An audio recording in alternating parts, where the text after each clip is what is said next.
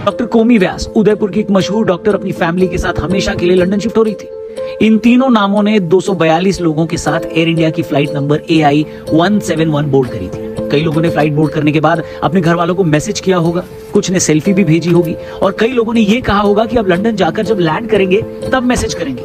लेकिन उनके घर वाले उस एक मैसेज का इंतजार करते रह गए, क्योंकि लंदन जाने वाली ये फ्लाइट टेक ऑफ के कुछ मिनट बाद ही अहमदाबाद की एक मेडिकल कॉलेज पर क्रैश कर गई। फ्लाइट में 242 पैसेंजर्स थे, जिनमें 53 ब्रिटिश नागरिक, 7 पुर्तगाल के नागरिक, 1 कैनेडियन नागरिक और बाकी भारतीय थे। अहमदाबाद पुलिस के कल शाम के बयान के हिसाब से 204 यात्रियों की मौत हो चुकी है, उनकी बॉडी भी रिकवर कर ली गई है। ग्राउंड पर हुई कैजुअलिटी को काउंट करें तो ये आंकड़ा 294 तक पहुंच जाता है। 41 लोगों का अस्पताल में इलाज चल रहा है। ये 41 लोग प्लेन के यात्री हैं या फिर उस मेडिकल हॉस्टल के छात्र हैं, इस बात पर अभी कोई क्लैरिटी आई नहीं है। शुरू में तो ऐसी खबरें भी आई कि प्लेन क्रैश में जितने लोग प्लेन में थे, फ्लाइट में थे, उनमें से किसी की भी जान नहीं बची है। लेकिन एक ब्रिटिश नागरिक जिनका नाम रमेश कुमार है, इंडियन ओरिजिन के हैं, इस फ्लाइट के अकेले सर्वाइवर हैं। रमेश को 11A सीट असाइन करी गई थी, जो कि इमरजेंसी एग्जिट के करीब थी। सोर्सेज के हिसाब से जब प्लेन क्रैश हुआ और धीमा होने लगा तो उन्होंने इमरजेंसी एग्जिट खोलकर जंप किया, जिसकी वजह से उनकी जान बच गई। लेकिन आखिर यह हादसा हुआ कैसे, जिम्मेदारी किसकी है, कौन लेगा, आज की वीडियो में इसी पर बात करेंगे। एयर इंडिया की फ्लाइट नंबर 171, जिसका एयरक्राफ्ट बोइंग 787, जिसको ड्रीम लाइनर भी कहा जाता है, उसने लंदन के लिए अहमदाबाद के सरदार वल्लभ भाई अंतरराष्ट्रीय हवाई अड्डे से उड़ान भरी थी।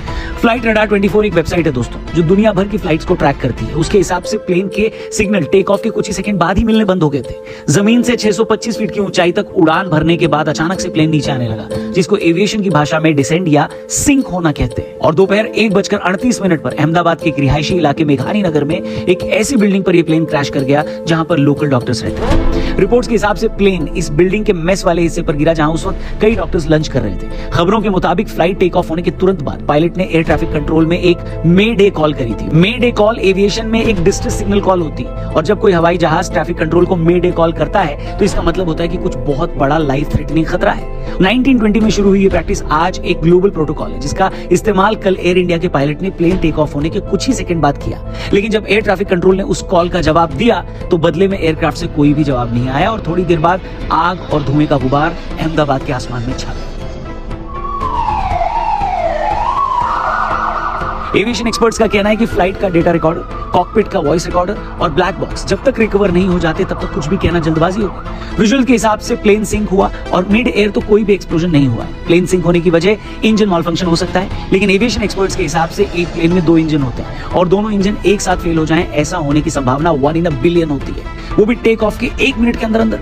कॉकपिट से मे डे कॉल भी करी गई है, जिसमें कैप्टन सुमित सभरवाल, जो कि इस फ्लाइट के लीड पायलट थे, उन्होंने एयर ट्रैफिक कंट्रोल को कहा mayday, no thrust, losing power, unable to lift. जिसका मतलब है कॉकपिट में बैठे पायलट्स को अंदाजा हो गया था कि प्लेन में कुछ ऐसा है जो ठीक नहीं है, जिसकी वजह से प्लेन उड़ नहीं पा रहा। 600 फीट तक पहुंच जाने के बावजूद लैंडिंग गियर वापस प्लेन में क्यों नहीं गए थे, इस पर भी सवाल उठ रहे हैं। एक्सपर्ट्स कह रहे हैं कि क्योंकि लैंडिंग गियर वापस नहीं गए, ये एक और संकेत है इस बात का कि इंजन फेलियर हो गया था और वापस से लैंड करने की कोशिश हुई होगी। प्रॉब्लम एक है या प्रॉब्लम बहुत सारी, इस पर जांच के बाद ही कुछ कहा जाएगा या कुछ साफ हो पाएगा। सवाल बोइंग के ड्रीम लाइनर एयरक्राफ्ट पर भी उठ रहे हैं, जो कि कंपनी ने 8 जुलाई 2007 को लॉन्च किया था, जिसने 15 दिसंबर 2009 में अपनी पहली फ्लाइट ली थी। प्लेन की टिपिकल सीटिंग कैपेसिटी 242 पैसेंजर्स की होती है, यानी कल ये फ्लाइट पूरी भरी हुई थी। हालांकि मैक्सिमम कैपेसिटी 298 तक भी हो सकती है। एयर इंडिया ने पहली बार ड्रीम लाइनर की डिलीवरी सितंबर 2012 में ली थी। इसे लंबी दूरी के लिए इस्तेमाल किया जाता था, जैसे दिल्ली से लंदन, मेलबर्न और पर्थ। बोइंग के इससे पहले कई एयरक्राफ्ट क्रैश हो चुके हैं, लेकिन इनमें से ज्यादातर बोइंग के 737 एयरक्राफ्ट थे। दोस्तों, ये क्रैश इंडियन एविएशन में आज तक का सबसे बड़ा हादसा माना जा रहा है, और इससे पहले भी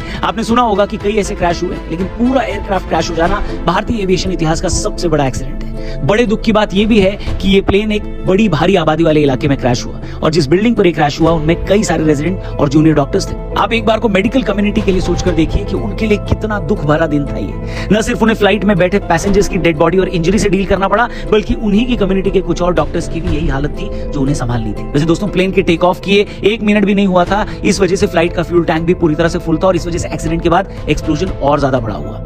देश के नागरिक उड्डयन मंत्री राम मोहन नायडू ने अहमदाबाद पहुंचकर क्रैश साइट विजिट करी। टाटा ग्रुप ने भी मृतकों को 1-1 करोड़ रुपए की सहायता राशि देने की बात करी है, और जो लोग घायल हुए हैं उनका उपचार कराने के लिए भी बेस्ट मेडिकल फैसिलिटी देने की बात की गई है। साथ ही जिस मेडिकल फैसिलिटी पर यह प्लेन क्रैश हुआ उसे दोबारा बनाने का जिम्मा भी उठाया गया है। लेकिन भारत में हर कदम हादसा होने के बाद उठाया जाता है। उस फ्लाइट में कुछ लोग थे जो अपनों से मिलने जा रहे थे, कुछ बिजनेस ट्रिप पर जा रहे थे, कुछ गर्मी की छुट्टियां मनाने जा रहे होंगे, लेकिन अफसोस कि उनके घर वालों तक वो नहीं, उनके न आने की बुरी खबर पहुंची होगी। ये साल 2025 कुछ ऐसा ही है दोस्तों। लोग अपनों के साथ छुट्टी मनाने पहलगाम गए तो आतंकवादी हमले में जान गंवा दी, ट्रॉफी का जश्न मनाने स्टेडियम गए तो भगदड़ में जान गंवा दी, और फ्लाइट में दूसरे देश जाने के लिए गए तो प्लेन क्रैश में जान गंवा दी।